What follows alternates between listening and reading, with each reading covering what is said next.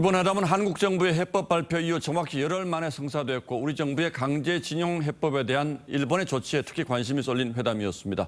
오늘 회담 결과를 어떻게 읽어야 할지 대통령실을 취재하는 홍현주 기자와 좀 더 자세히 짚어보도록 하겠습니다. 자, 홍 기자 어서 오십시오. 아무래도 우리 정부가 여론의 부담을 무릅쓰고 강제징용 해법을 발표했기 때문에 일본에서도 좀 성의 있는 호응책이 나왔으면 좋겠다 이런 기대들이 국내에서는 적지 않았는데 결국 직접적인 사고는 없었던 셈이죠. 그렇습니다. 딱 예상했던 수위만큼만 언급이 나왔다 이렇게 보면 될 것 같습니다. 예. 공동회견 때 한국 기자가 기시다 총리에게 국내 여론을 전하면서 관련 질문을 했는데 이에 대해 명확한 답을 하진 않았습니다. 관련 문답 직접 들어보겠습니다.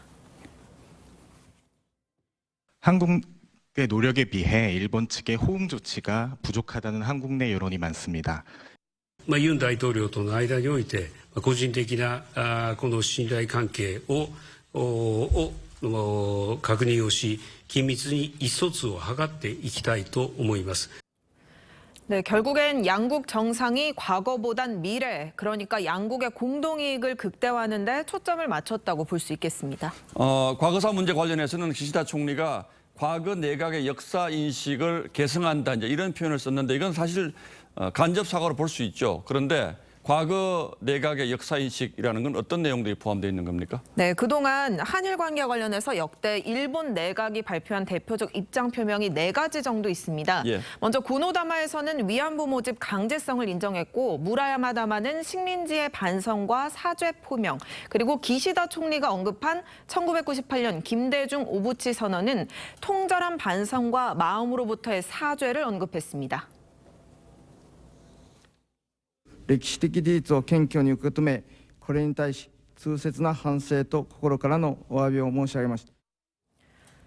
가장 최근이 2010년 나오토 다마인데 식민지 지배가 초래한 손해와 고통에 대해 통절한 반성과 진심 어린 사죄. 그러니까 우리 입장에서는 일본의 가장 적극적 사과였습니다. 이런 선언들을 모두 계승했다고 한 만큼 기시다 총리 과거사에 대한 사죄 입장 간접적으로 밝혔다고 볼 수 있을 것 같습니다. 예, 뭐 외교적으로 한일 양국이 이렇게 조율이 된 거겠죠. 그리고 오늘 한일 체계가 미래 세대를 위한 기금을 만들자 이렇게 기금 창설 계획을 밝혔는데 물론 여기 안에는 일본 전범 기업들이 간접적으로 낸 돈은 포함이 이미 돼 있을 가능성이 높습니다만 이 기금에 뭐 미쓰비시라든지 일본제철 같은 전범 기업들이 직접적으로 추가로 얼마나 기금을 내느냐 뭐 이것도 관심 아니겠습니까? 네, 그렇습니다. 그런데 오늘 이 해당 기업들의 참여 여부가 직접적으로 발표되진 않았습니다.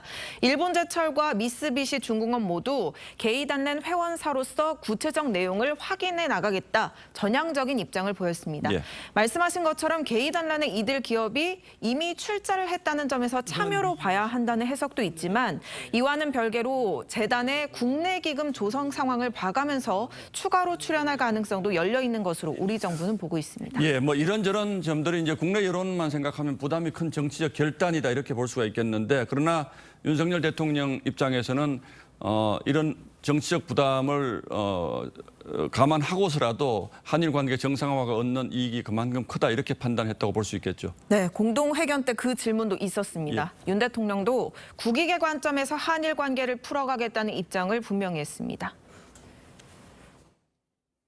우리 한국의 국익은 일본의 국익과 제로섬 관계가 아닙니다.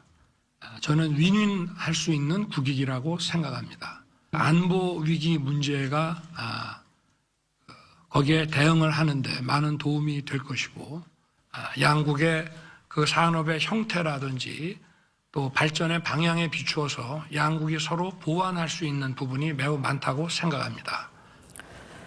특히 오늘 일본으로 출발하기 2시간 20분 전에 북한이 ICBM을 발사한 만큼 한일 간 안보 협력이 어느 때보다 중요해진 시점입니다. 양국은 지소미아를 정상화하고 안보 회의체도 가동하기로 했습니다. 예. 여기에 경제 주체들의 이익을 키우기 위해 수출 규제 문제와 교류 협력 활성화에도 합의했습니다. 윤 대통령은 대선 과정에서부터 한일 갈등 현안을 모두 테이블에 올려놓고 일괄 타결 방식으로 풀어가겠다. 그러니까 그랜드 바겐으로 해결하겠다는 뜻을 표명해왔는데 대통령실에서는 주고받기식 협상의 자세로 임하지 말고 신뢰의 바탕을 두고 미래를 향해 나아간다는 태도로 임해라. 이런 분위기가 강했다고 합니다. 예, 뭐 일본의 사죄에만 초점을 맞춰본다면 보면 불만족스러운 점이 있는데 좀 더 큰 그림에서 보면 이번 정상회담은 분명히 의미 있다는 해석이 가능하고 이제는 국내 여론을 좀 지켜보죠.